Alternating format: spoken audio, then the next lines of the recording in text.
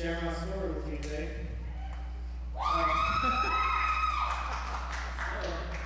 Uh, how many of you know who I am? Actually know me. One person? My wife didn't even raise her hand. Okay. Wow. Okay. All right. So, since no one knows me, my name is Brian Taylor. I stand back here, and it's actually all tracks that you hear. It's pre-recorded by Brian Baker, and I just act like I'm playing. So, anyway, well, I'm sharing my story today, and I've been having a hard time with this week because I keep thinking, why is my story significant? Why is my story something? What placed that thought on Todd's heart to ask me to share my story? Why was I asked? And then I got to thinking, God started speaking, we all have a story.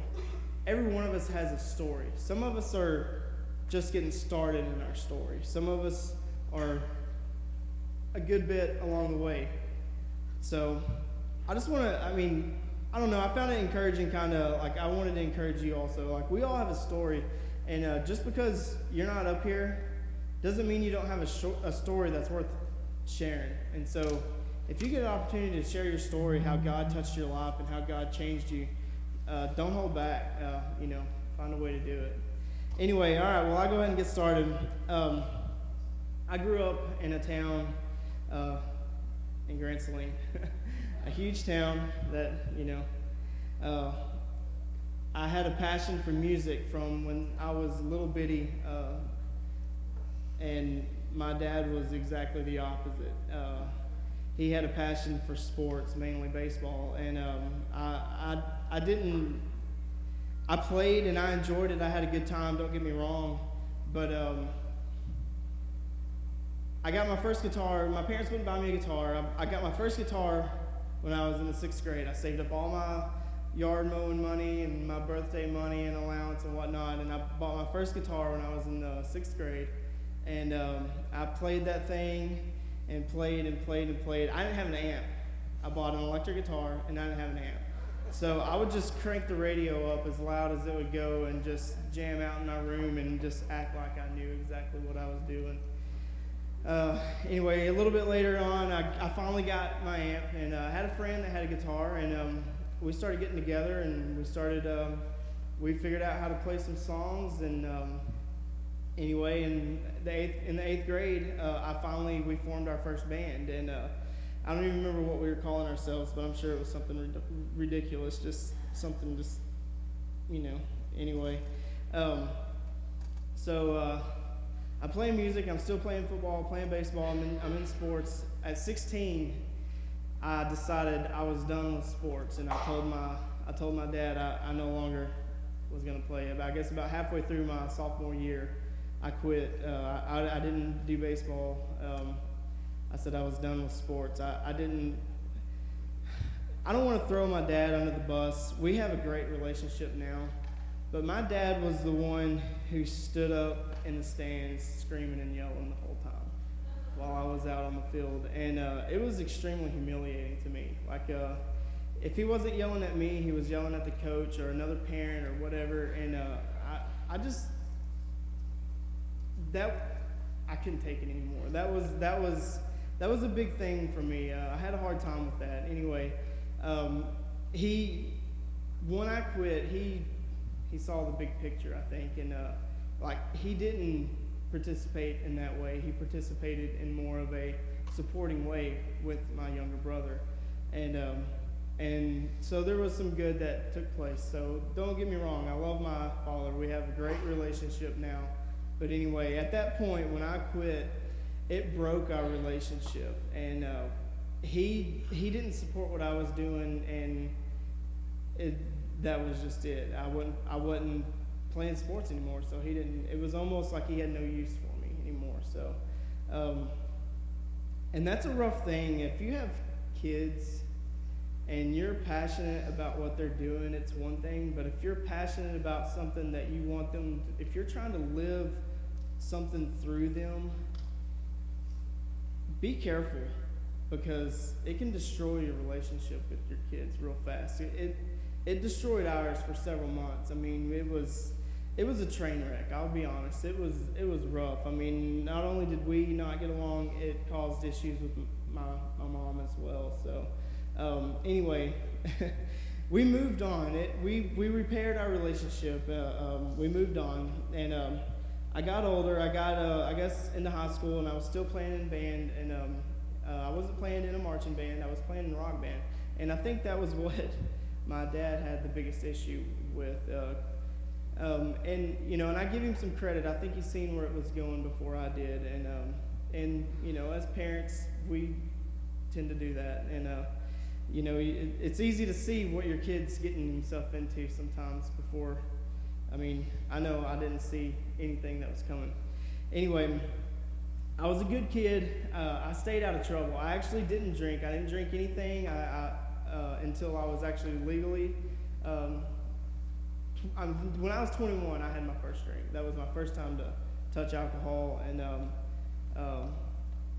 anyway, I was still playing in music. And I guess when I was in high school, shortly after high school, I had a friend that got completely radically transformed, like Chris Wilson transformed. Like, I mean, I had a friend that he was messed up, and he got transformed and changed, and he started leading worship for this church, and he asked me to help, and I mean, I guess I was going to church, but that was about it. I went and long enough to play the music, and that was really it. I mean, I followed along, and that was really it. I mean,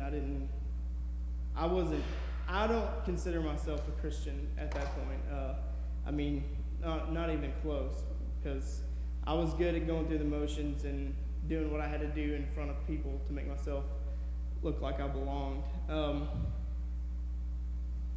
Anyway, I met Erin about the same time we started dating. We got married right after she graduated. And at that time, I was still helping with this church. We were leading worship, and we were actually started helping with the youth group at that time. And things were going real good, and I had a real good friend, and this is tough. I had a real good friend that he had started coming to church there with us, and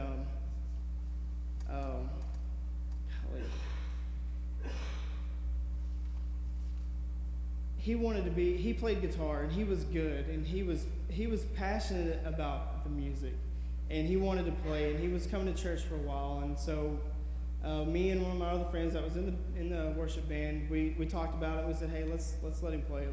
He's, you know, we need him, you know, he's great. And anyway, we had him, he started practicing. He showed up to several practices and practiced with us and played.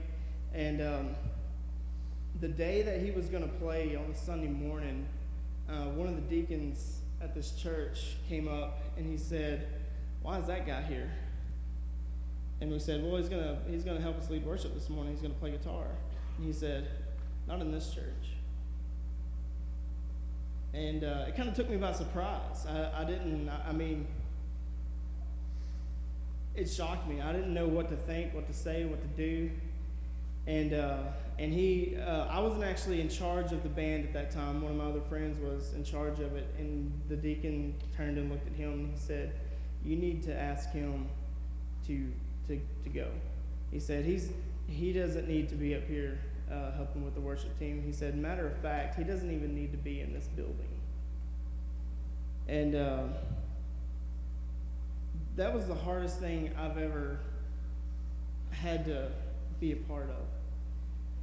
So I had to watch one of my good friends tell my other good friend that he didn't belong in church. And I haven't seen that guy since that day. And so anyway, things kind of snowballed from there. There was a lot of things that took place and I had given up on church. I was still there because they were providing a place for us to live. And I just gave up. I said, you know what, I'm tired of this. We picked up and moved, and we moved to Mesquite, and started our own life. And I walked away from the church, and I said I'd never go back, and I'll definitely never be a part of anything that's in a church. I'll never do it again. And anyway, we all see how that turned out. We started partying. We moved to Dallas. I joined another band, and we partied, and we partied, and we partied, and we partied. I mean, it was every weekend. It didn't start on Friday. It was like Thursday, Friday, Saturday, and even sometimes Sunday night. It was just partying. The band was either playing somewhere, and we were drinking. Alcohol had taken complete control of my life by that point. I mean, it didn't take long. It doesn't take long when you walk away from a rough situation and you walk in the wrong direction. It doesn't take long to get there. It just doesn't. I don't know how to explain this right, but we seen the bad side of church. I mean, and I had almost made up in my mind that there wasn't really a such thing as God, and there wasn't such thing. I mean, church to me was like, I mean, it wasn't any different than any other evil cult or whatever else out there. So I had completely turned my back on it. I just wasn't even considering it at all. And Erin, she tried to change my mind several times, and we went to a church several times, and there were some good things there that I seen, but I didn't care about it. I didn't want any part of it, and I definitely didn't want it to be a part of my life. And anyway, we're doing great. I had a great job. We had plenty of money. We had the big nice house in the corner lot, 2-story house. We had everything we ever dreamed of. We had 2 new cars. We had a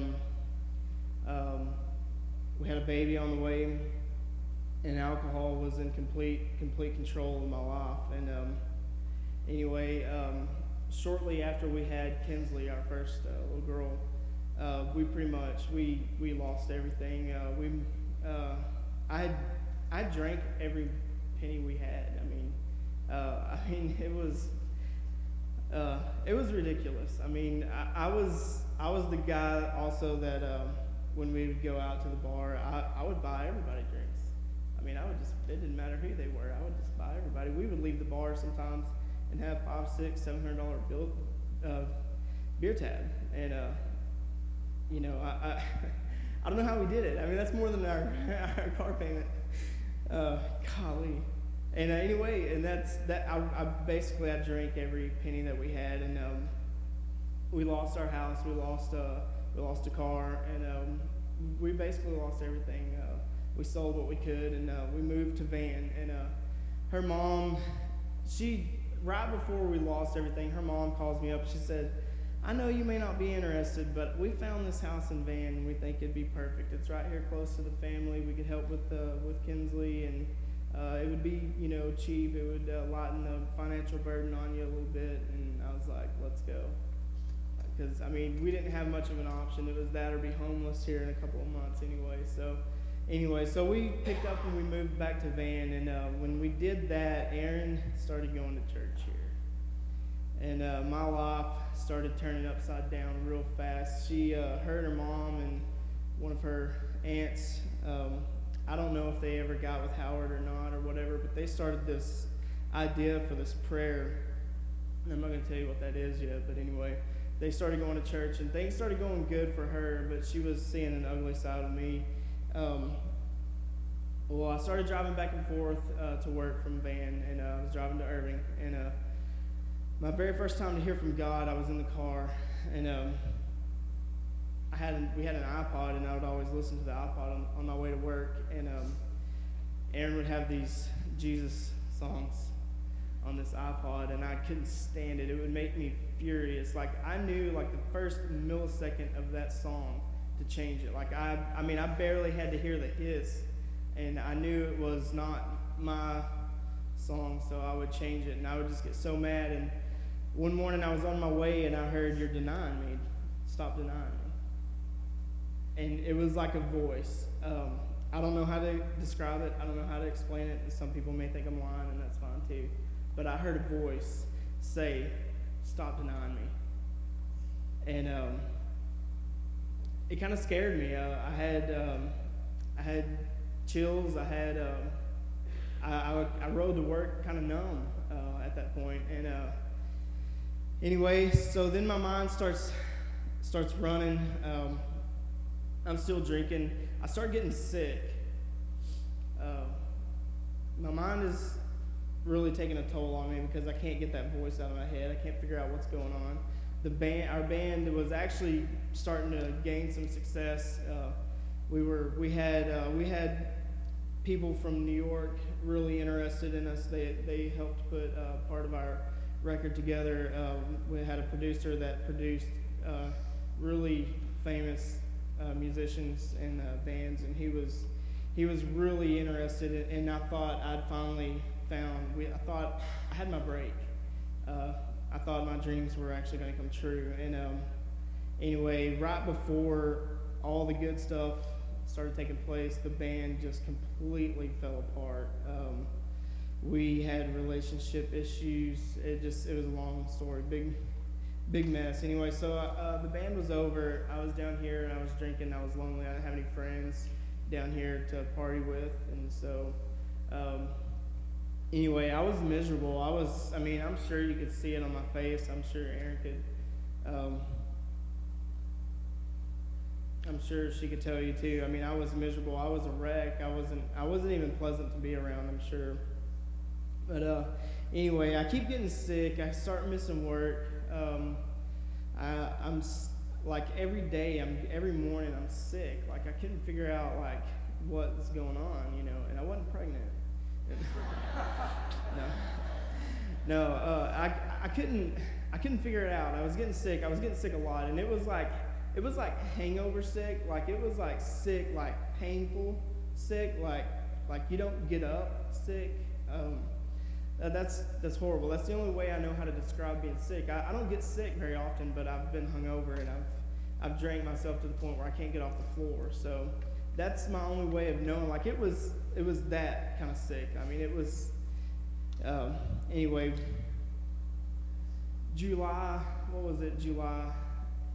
Early July, we came to church here for the first time. Erin had been hounding me, and her uncle and her cousin, which was Chris Wilson, one of her uncles, and then Chris, was being baptized, and so she talked me into coming, and we came in, and I didn't know then, I know now what took place. I didn't know what happened to me that day, but when we walked in, something clicked, something changed, and I felt like I felt the presence of God for the first time in my life, like actually felt the presence of God. And anyway, we went home, and I didn't change, but like I could feel it. I'd heard the voice, and now I was feeling something really pulling at me.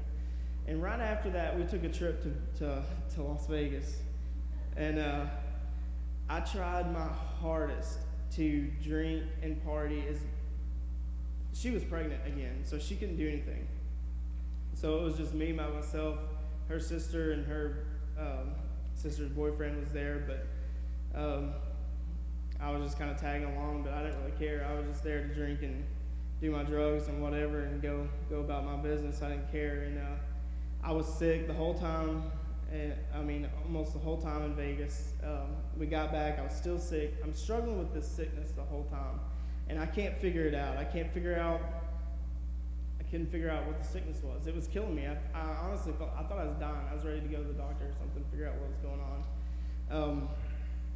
Anyway, I guess right after we got back from Vegas, Erin went out of town with her mom, and I was at home and I was watching TV, and her mom had like showed me some YouTube videos, like this guy preaching and stuff, and I don't even remember who I was listening to or what I was drinking at the same time too, but I was watching TV and watching YouTube videos and reading some stuff, and I don't know I didn't know what was taking place, but my heart like broke, and I had this weight just put me on the floor, and I emptied myself out, and I said, God, if you're real, I can't take it anymore. Take it. Whatever has to happen, happen. I don't care. If I die or if you pick me up off this floor, I don't care.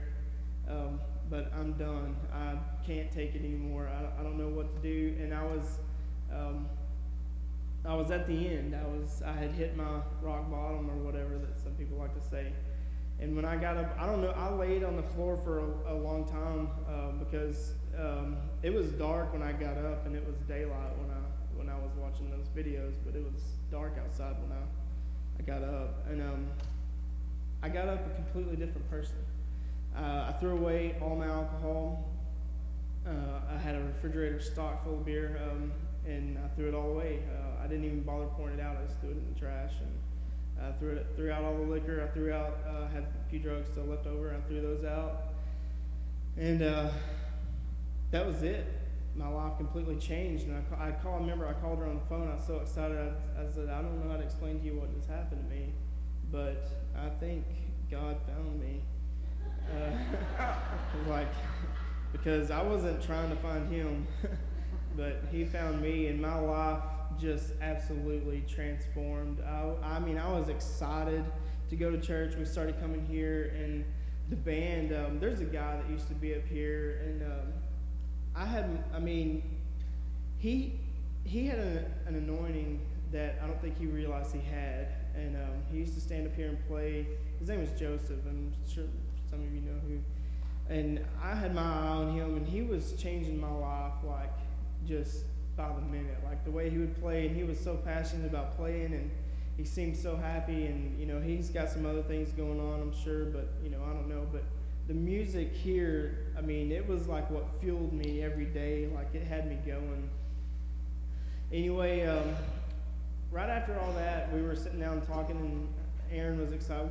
Our family was excited. Our family had been put back together. It seemed like everything had been like healed. And we were talking, and her mom, I can't remember if it was your mom or if it was Rhonda. She said, "Well, we weren't going to tell you this, but since y'all moved down here, we started this like prayer pact, and we've been praying that the alcohol you were drinking, that your body would reject the alcohol." And so that's why I was sick, because I didn't get sick anymore after that. After I threw everything away, I didn't get sick anymore. And so that's what it was. Like, they were praying that I would be sick.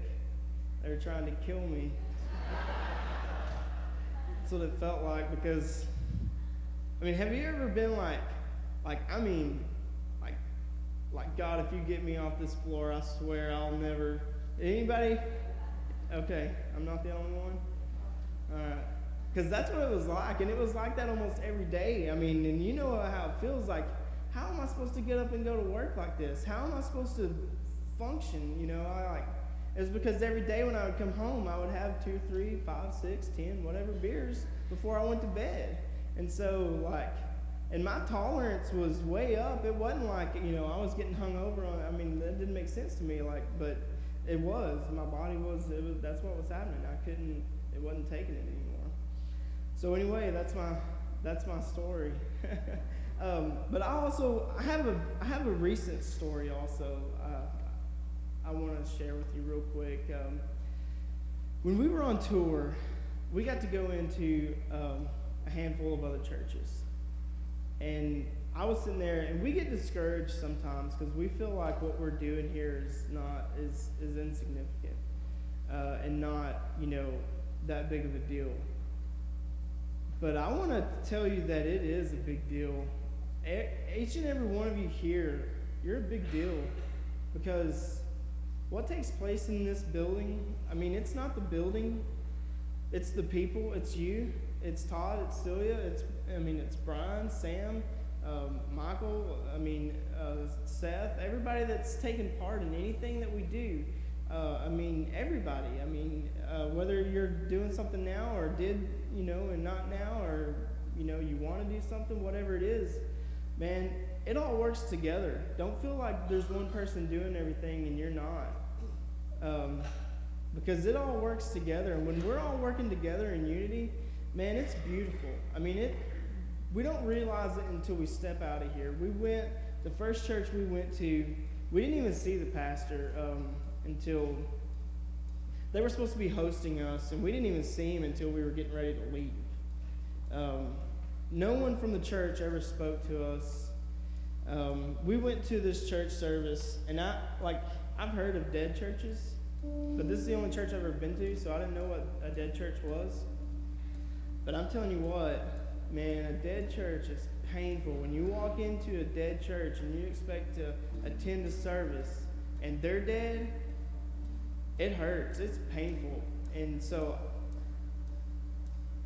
there's life here.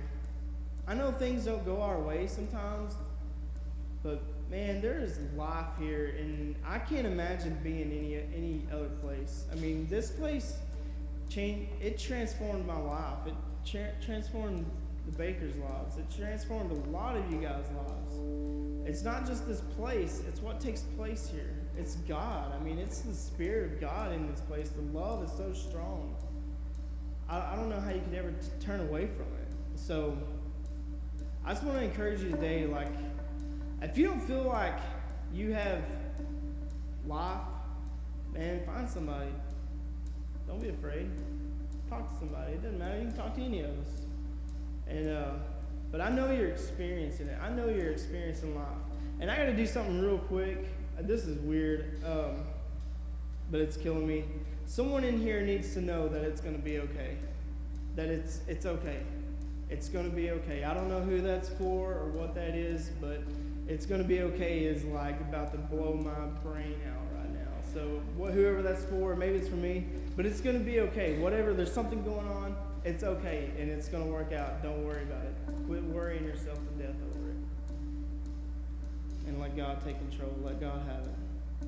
Anyway, I'm going to close out in prayer. I'm going to pray over you real quick, and then we're going to be done. But that's my story. I hope it made sense to somebody in here. But anyway, God, I